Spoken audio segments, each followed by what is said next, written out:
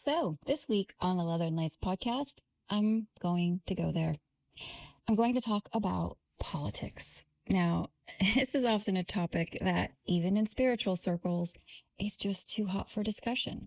And I really think that is unfortunate because I think that the spicier and more prickly a topic is, there is likely profound lessons that we as a collective need to learn before we can really evolve into higher states of beingness and consciousness. So, if you're here watching me right now, I invite you to open your mind and your heart and to hear me out because I'm not here trying to change your mind about anything at all. Okay. I am just here trying to find a better way for us to engage with politics that honors the spiritual path towards unity and understanding. If that's your jam too, then stick around and I'll be right back.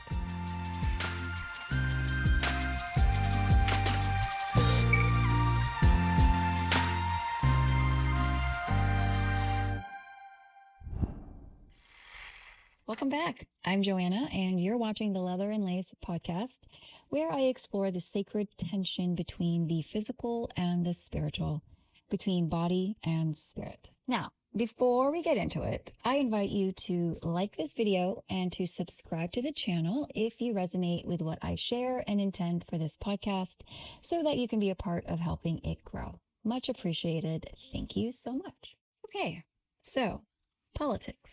I think that many of you can agree with me when I say that politics has become highly toxic and polarized. And really, other than media corporations, ad companies, politicians, and other beneficiaries of chaos and violence, I'm not really sure that any of us common folk are particularly happy with this current state of affairs. So maybe we should try to work together to figure this out. Yeah, right?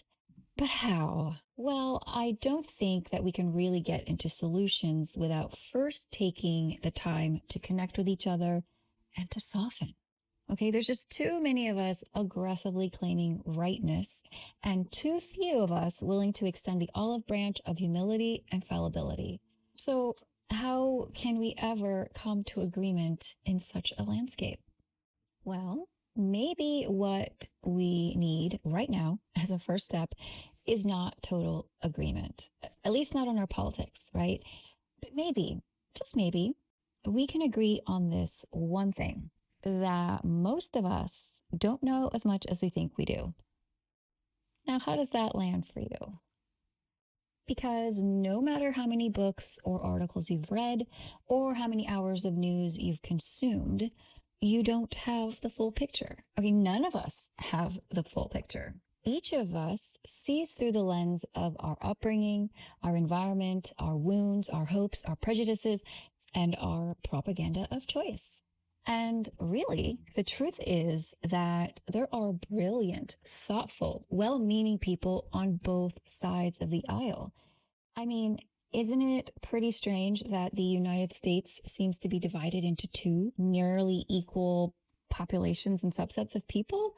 So, wouldn't it take a lot of hubris to assume that half of the population is wrong and that your half is right?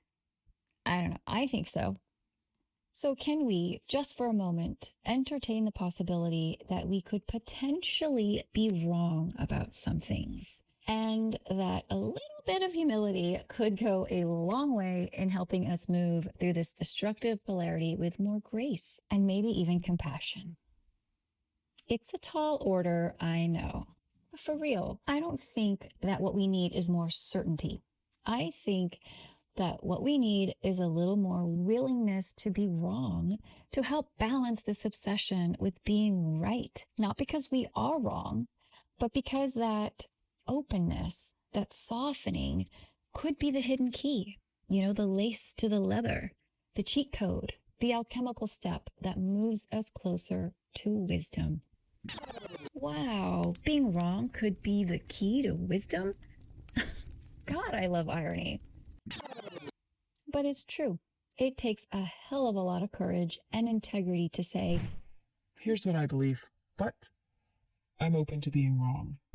And it takes a lot less courage to double down and declare with smugness, I know better than you. here's the thing. The world is messy, okay? It's layered, it's confusing, it's full of smoke, mirrors, nuance, and so much noise, which, yeah, can make things feel crazy, for sure. But I actually don't think that it's like this by mistake. I don't think that it's a flaw in the system. This is the system. It is the design of creation itself.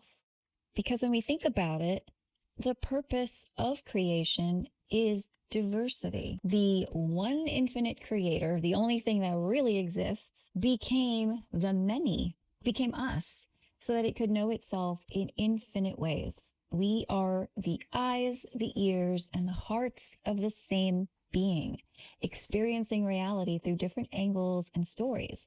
At least that's what I believe. This means that our disagreements, our contradictions, and our differences are not mistakes. They're the curriculum, and we are the students.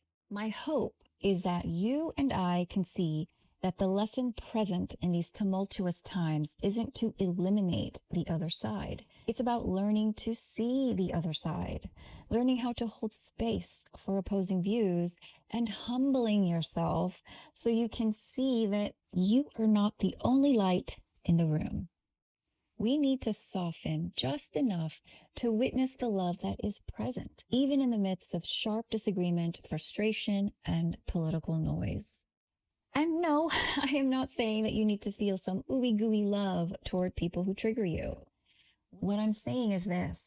The profound spiritual lesson in political polarity is whether you can let go of the ego's obsession with being right so that you can hold just enough space for someone else's truth. Are you able to accept, even for a breath, that those with whom you disagree might actually be right and that you, gasp, might be wrong? Because if you can, then you're not losing anything. You're growing. You're transcending the script and you're stepping off the stage of division and hate and choosing to step into the arena of connection and love. And then you win. That's how you win. That's how we win against a corrupt political system that is clearly not in service to the people, regardless of which party sits at the helm. So here's what I think. If we truly want change, if we care about healing and not just about being right, then we have to stop seeing political division as a problem caused by the other side. The other side isn't the villain in this story. We have to shift our perspective from that. I mean, let's consider. Perhaps this destructive political polarity was not a mistake, but rather it's a sacred challenge. It's a divine design architected with love and purpose. I know it's hard to believe that divisively destructive political upheaval could be a good thing. But what if this tension that we're feeling, this pull between red and blue and left and right, isn't actually random or chaotic for no reason or purpose at all?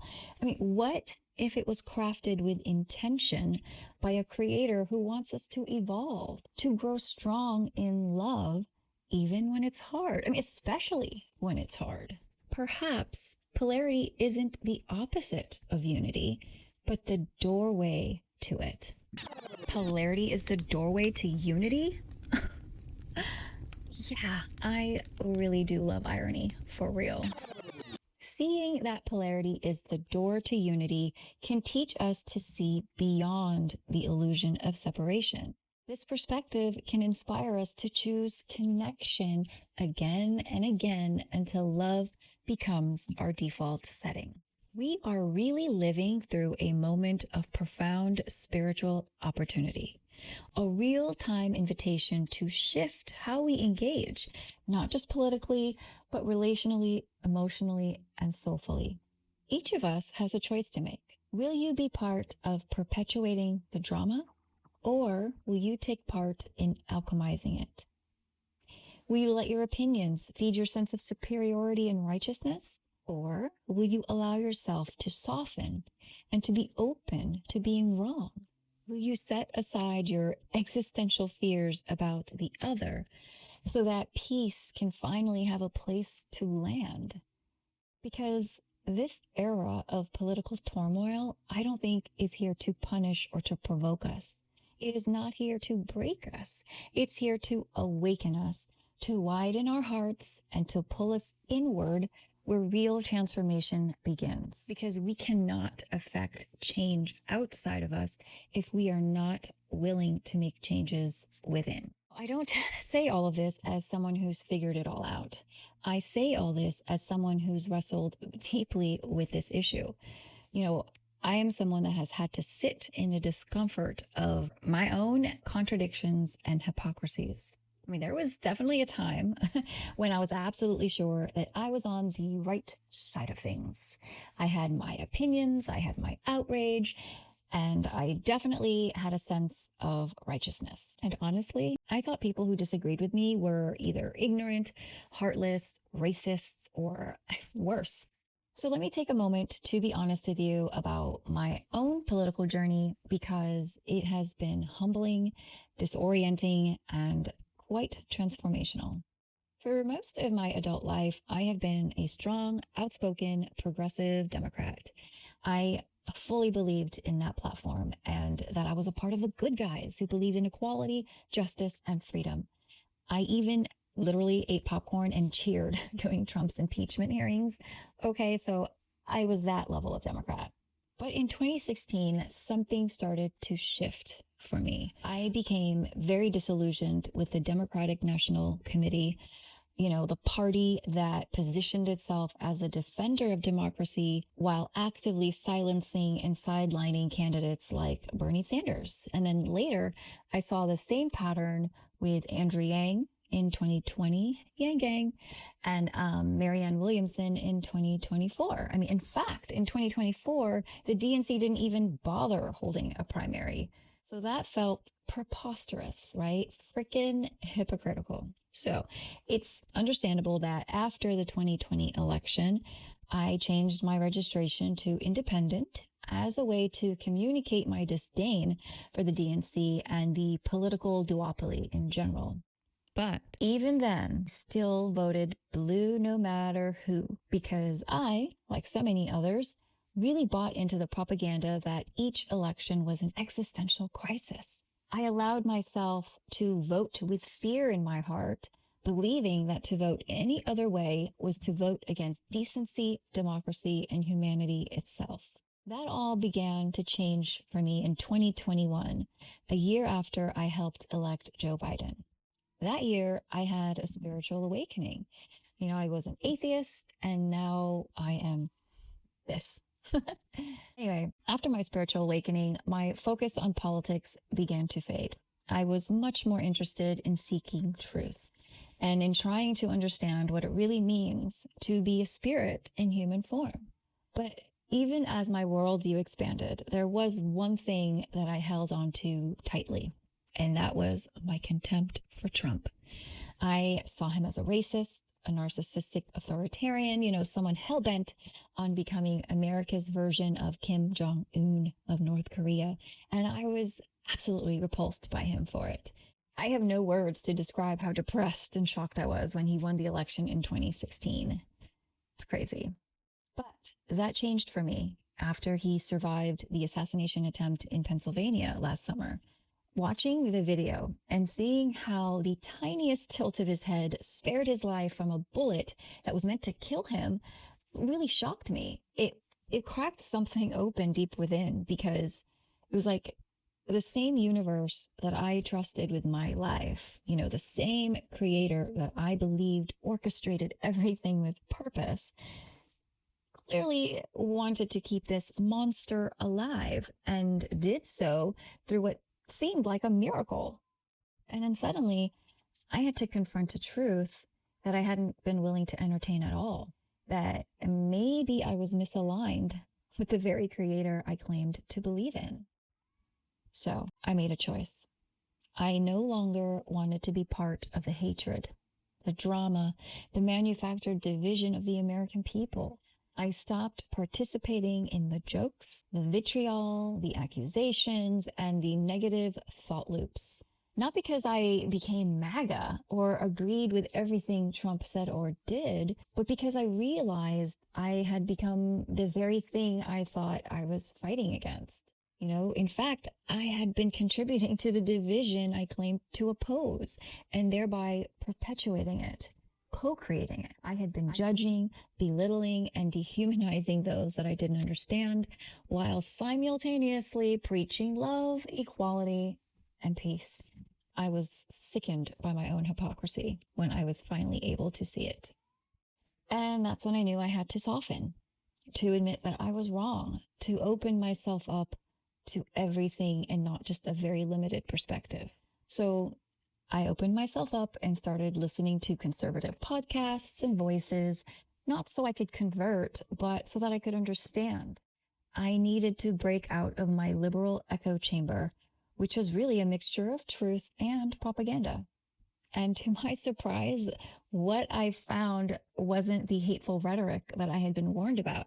It wasn't all racist or anti woman or anti immigrant. In fact, much of what the enemy said resonated deeply within me and my spiritual principles. And like I shared in my last episode, this openness to the information from the other actually led me to be more reverent of life inside the womb, my womb. And so, just a couple of months before the 2024 election, at the 11th hour, I did something that, well, along with many other former Democrats, never thought to do. I considered voting for Trump. Now, if that made you cringe, or if it makes you feel reactive or makes you feel upset or uncomfortable, I invite you to just pause for a moment. I'm not trying to convince you of anything. I share this because I have felt the very human experience of having my worldview flipped upside down and to be judged by my own friends, which felt so disorienting because I was still me.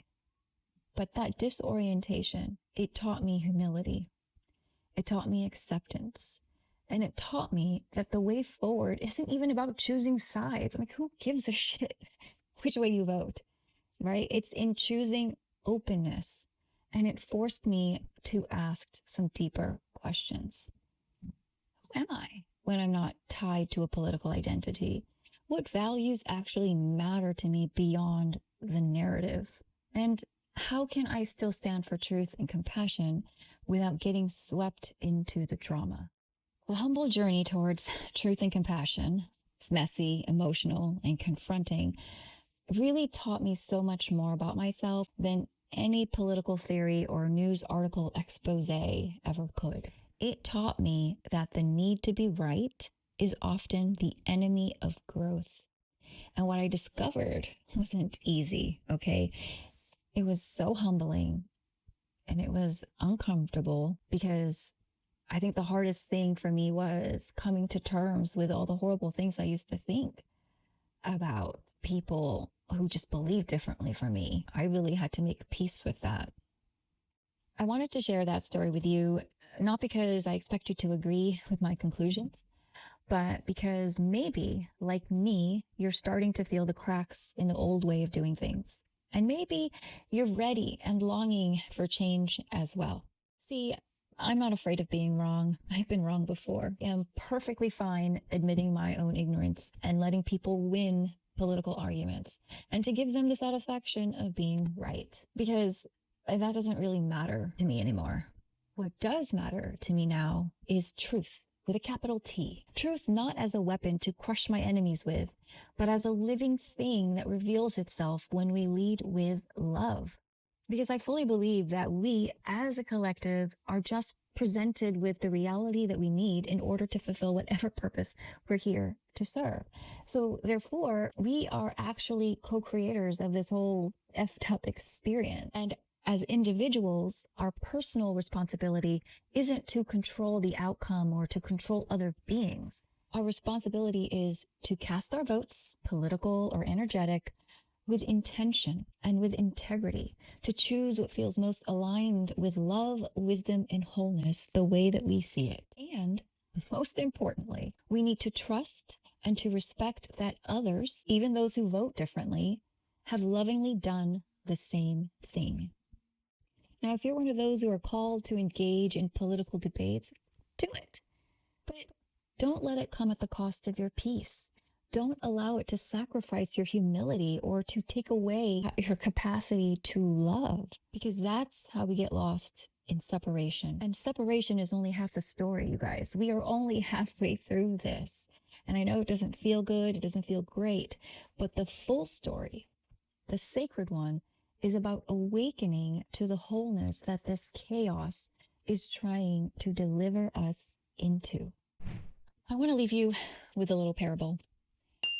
There were once two travelers who walked opposite paths through a vast and ancient forest. Now, each of these travelers carried a lantern. One lantern glowed gold light and the other blue light. The golden light revealed the high branches above and illuminated the stars, and it showed the way forward through vision and ideals. The blue lantern lit the forest floor, revealing roots, stones, and creatures hidden in the underbrush, guiding the path with caution and wisdom. Each of these travelers believed that their light was the only true light. I see the stars, said the traveler with the golden lantern. They lead us home.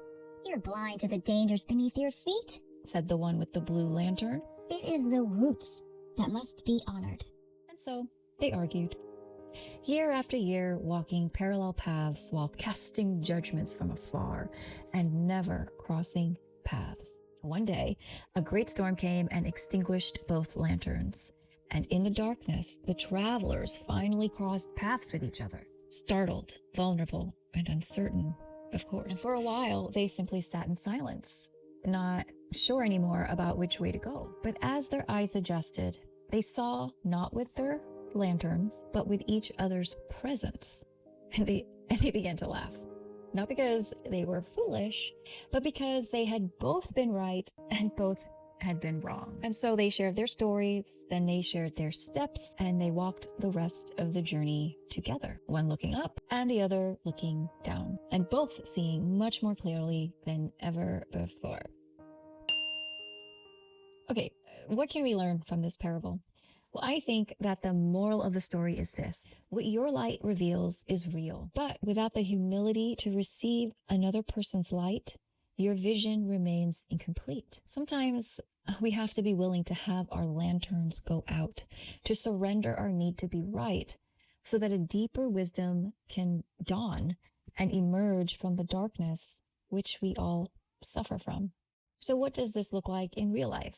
It means intentionally seeking out a perspective that you normally avoid, not so you can debate it, but so you can understand the light that it's trying to offer. It means listening to someone with different beliefs without preparing your rebuttal or completely dismissing them as ignorant. It means pausing when you feel the urge to defend your view and asking instead, okay, what am I missing here?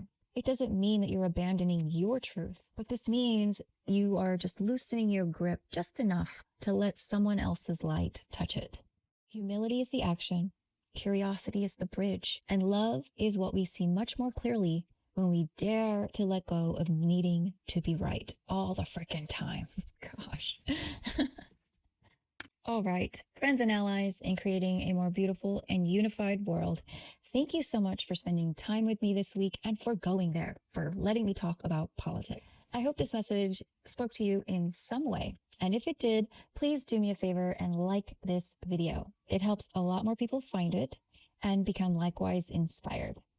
I'd also love to hear your thoughts about this video. What do you think about the current political landscape, and how would you like it to change? Or do you like it the way it is? And if you want to share your own political story, I'd sure love to hear about it in the comment section. Also, make sure to subscribe so you don't miss out on new episodes, which come out every Thursday. Next week, I will be giving a monthly therapy session that will give you something meaningful to meditate and reflect on for the month of May. I cannot believe it's already May. That's insane. Until next time, stay grounded and embrace the sacred. Love and light, friends.